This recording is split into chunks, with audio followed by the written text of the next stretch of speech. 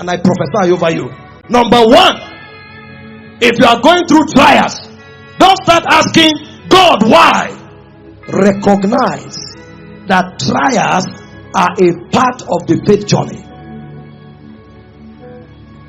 Recognize it. Don't accept it as your end. No. But recognize that this is part of the faith journey. It's not all the times that is instant. When there is a challenge, I won't accept it as my destination, but I will know that this is part of the story. That's why I say count it all joy when you go through diverse trials and temptations. He said the trying of your faith worketh patience. Peter was speaking. He said all the trials and temptations you are going through is not peculiar to you. This is the normal thing that happens. This is the normal thing. I think that's 1 Peter 4 verse 12. So when you go through trials, tell yourself, I won't stop here, but I know this is not strange. It's happening because I'm a man of faith. This delay is because I'm a man of faith. This betrayal is because I'm a man of faith. This attack is because I'm a man of faith. If I was not a man of faith, it wouldn't have happened. So I will not be perturbed. He said, beloved, think it not strange concerning the fiery trial which is to try you, as though something strange has happened to you. Don't think it's strange. Every man of faith has experienced it. This is what makes you a giant in the spirit. So the protocol of dealing with trial is that number one, recognize it. See, when men gang up against you, don't die, yo. Tell yourself, I will come out of this. But I'm not surprised. This is the faith journey. Recognize it. Recognize it. There's delay, it's part of the story. There's gang up, it's part of the story. There's betrayal, it's part of the story. There's attack, it's part of the story. Most of you don't know this. That's why your heart faints. 3 people are gossiping you. You can't sleep. Your pillow is wet. Lord, why? How can you be an international figure? What will you now do if nations are against you? It's part of the story. Number 2, protocol of dealing with trials. Stand on God's promises. Your strength is not in yourself. Your strength is in what God said. The day you lose sight of what God said, you will drown. The Bible said, who against hope believed in hope that he will become the father of many nations. Romans 8:4-18. According to what he was told, he staggered not at the promises of God through unbelief. So there was delay in childbearing. He didn't accept it, but he never turned from what God said. The Bible said Abraham did not consider his body now dead, nor the deadness of Sarah's womb. He focused on what God said. The Bible said they that observe lying vanities, it said they forsake their message. You know the problem we have? We are looking for sympathy. So instead of saying where God stands, saying what God said, we are running to everybody. I don't know what's happening. This tumor is not going. And all they tell you is say, yeah, sorry. Is that what you are looking for? I don't know what's wrong. Oh, my children, they are just doing this and that. That's not what you should focus at that time. What you should focus on, what did he say? What did the word say? Stay there. Don't distract yourself with facts. Facts won't help you. People sank because instead of staying on God's promises, they spent all their energies investigating fact. And the more they investigated, the more fear grew. You want to change things by faith? Put all your gaze on what God said. Why did Peter sink? He turned from come and started looking at the boisterous wind.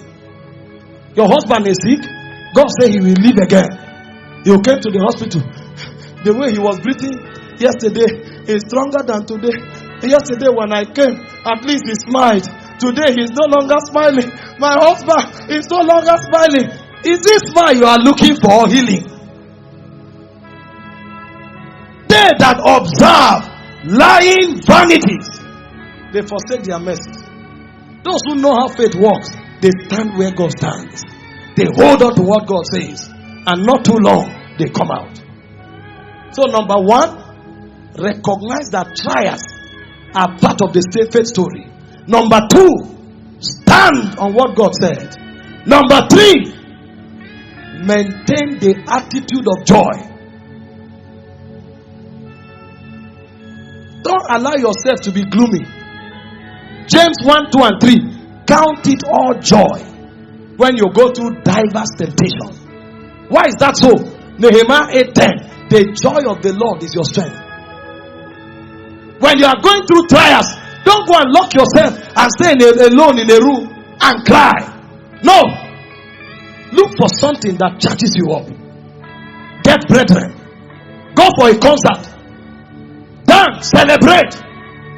There is something that will happen when joy is stirred up. It will give you power to go through it. There are fires that God don't quench. He allows you to walk through. There are waters He don't take you from. He allows you to walk through. That's why you need strength. And the secret of strength is to maintain joy. The reason many people sank was because they allowed gloom and gloominess drown them in their problem. Ask those who live with me. You never catch me lie down in one place and allow sorrow arrest me. When there is challenge, I'm active. I'm active. Sometimes I play high praise. High praise. Sometimes I'm listening to faith-filled messages, and those arrows are entering me. When they enter you, you will charge up. You forget the problem. Answer may not have come, but you are building your way into the answer. Maintain the disposition of joy. Count it all joy. These are secrets that many don't know. That's why their problems become bigger, because you can fertilize your problem. Fear, sorrow, gloominess, lamentation, they energize your problem. So what started as a tumor, a pus, can become cancer. Don't energize your crisis. Number 4, pray and seek God's counsel. When you are excited, don't stop there. Turn to God. See, God understands if you come to Him and ask questions. He's not afraid of answering you. So when the thing is not working, go to God and draw strength. Father, this is what you said. I'm not doubting you, but what is going on? He understands your humanity. Don't keep quiet and say it is well. It is well. It is well when God says it is well. It's not well because you are acting as if it's well. Because if you build strength in yourself, you will sink. So when you are building joy, keep connecting to God. Father, I'm still here. I'm still trusting. There are times when you remind Him what He said. He said, put me in remembrance of my word. Lord, you said the nations will open. Lord, you said we will not die. Lord, you said we will become mighty. We don't doubt you, but do a quick walk.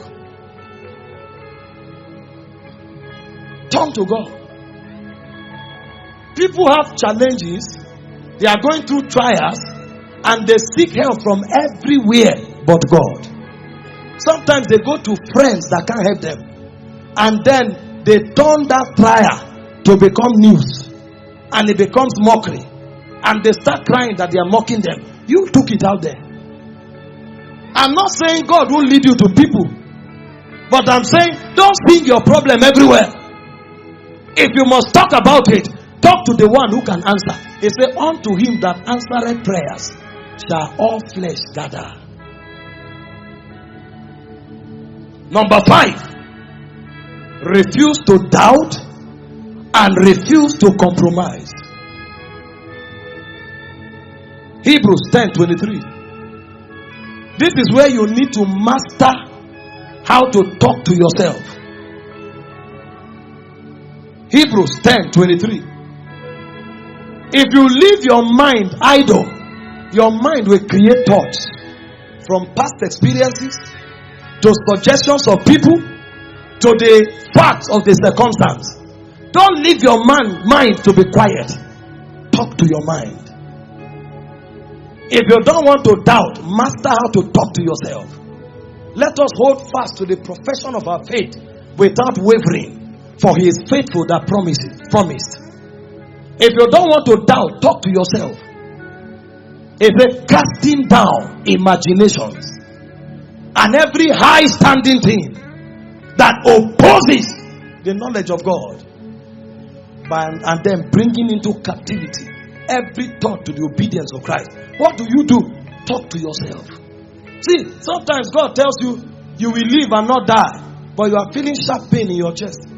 As you now lie down, your mind will start creating thoughts. Sometimes from movies, you see 3 doctors around you and they are cutting your chest, and then you are adding weight to the vision, and then you are seeing that they tore and brought your heart out, and you saw your heart beating. After a while, they put it back. After a while, they started rushing and they nodded. Before you know what's happening, you are seeing a coffin. If you don't talk, you are finished. Jesus said, take no thought, saying. That means you can energize thought and you can kill thought through saying. So when your mind wants to fertilize evil, shut it down. It's the protocol. Trials are difficult times though. You need skill to come out of trials. I'm telling you, you need skill. I was talking to a great man recently. He told me many Christians live holy. They understand doctrine. He said the problem with them is that they don't know the dynamics of survival. These are the skills for survival. Talk your way to the top. He said when men are cast down, you say. Don't think. Say. There's a lifting up. This is how you navigate trials. Don't be shocked by it. It's part of the process. Stand on God's promises. Maintain the attitude of joy. Seek God constantly and talk to yourself what God told you. Refuse to doubt. Then number 7, resist Satan. Many times, those thoughts in your head, your mind didn't create them. Demons observed your circumstances. So they predicted what you should be thinking. This person has been trusting God for 7 years. By now, he should be asking God why. By now, he should be crying in secret. By now, he should be desperate. So when they study your specimen in head, they will now mobilize specialized demons. Then along the lines of their prediction, they start saturating you with thought. Did God really say you will have a child? That thing you heard, is it true? Look at this woman. She didn't have a child. She went for IVF and died in the process. Are you sure your case won't be like that? You think you are thinking. Some creatures are whispering around you. And those guys, you know the Bible says the devil prowls like a roaring lion. They work hard though. The day God opens your eye to see a demon, you are sitting on the chair. Some jump on the chair. I'm still talking. Yes, that's it. Another one is on your back. Yes, do you know this thing will not happen? This thing will not happen. This thing will not happen. When you are trying to, yes, it will not happen. It will not happen. It will. Then another one is before you doing like this. It won't happen. It won't happen. You don't know demons. They will choke you. When you go to sleep, they will be around your bed. It will not happen. It will not happen. They are rolling around your bed. You say you are having a nightmare. There's no nightmare. They are whisperers. They are whisperers. I told you last week about the whisper of the serpent, Nakash. They know how to shoot it into your soul. And then the thoughts enter your heart. If you are not a master, that vision, you will take it as your new reality. Why do you think some people are sick in the hospital? They start telling God, Lord, I'm tired. I want to go and rest. They were brought to think that way. Demons brought them there. What you need is to go now. What are you still doing here? Even if you recover, You have lost too much time. What will you still do? See your family. They are now seeing you as a body. These are the people you love. These are the people you spent your life on. This little thing that happened to you, now they are forsaking you. What you need now is just to go and rest. Rest where? I have not fulfilled purpose. You are saying go where? I'm going nowhere, Satan. I am here. I will not die. I will live to proclaim the goodness of the Lord in the land of the living. Go where? Does this man look like who wants to go somewhere? I prophesy over someone. You are coming out of that crisis today. Resist the devil. Jesus said he will flee from you. Most of you are not resisting demons. They are all over you. Have you not seen people who are driving? They are on a bridge. They head, stop, jump into the water. And they stop and jump. A woman carried her child and threw the child into the river. When they arrested her, she said she saw somebody who said, come, give me the child. She couldn't refuse. And she threw the child into the river. They thought she was wicked. No, she was nakashed. This is why, as a man of faith, anything that does not resemble what God told you, when you see it, when you hear it, you say, you devil, I know you. I know your tricks. In the name of Jesus, I command you, get out. Cast them out. Don't let Satan in your space. There is no good thought in him. Can I surprise you? You are not thinking evil. You are being given evil thoughts. You are not thinking fear. You are being given fearful thoughts. That's how Satan works. Sometimes when things go wrong around my life and I'm trying to come out, and then in the night you come down from up to your parlor, and then it looks as if somebody stood at the window and is doing like this. I say, Satan, I know you. You die by fire. You die by fire. You die by fire. And the fear will vanish. I'm telling you, can you pick it up for 1 minute? Somebody needs to challenge Satan. Come on, come on.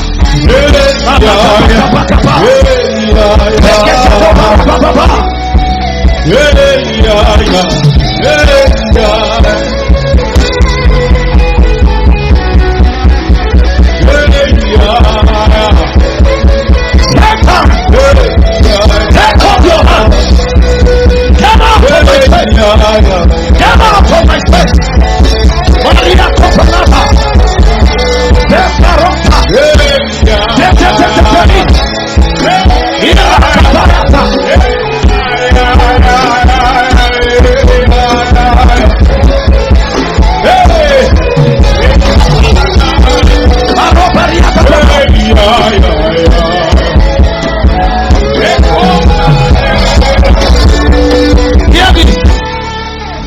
Do you know, after fasting and praying, Satan can use that energy you built for your destruction.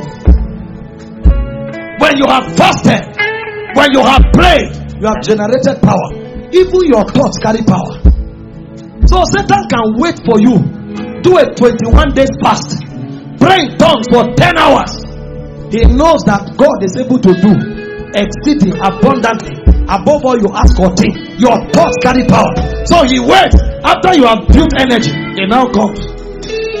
Those of us who fly frequently, sometimes you are 41,000 feet above sea level, and then Satan comes to whisper, what if the compass stop working? What if this plane starts falling down?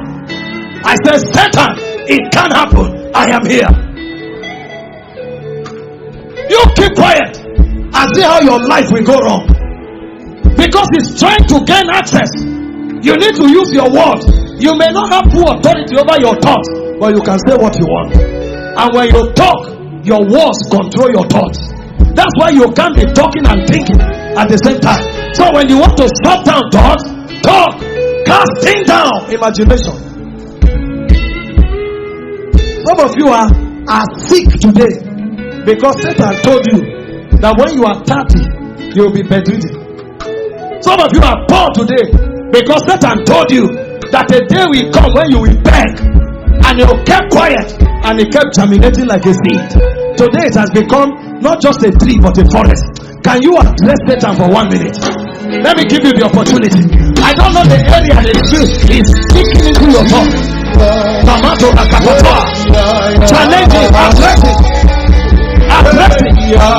Address it.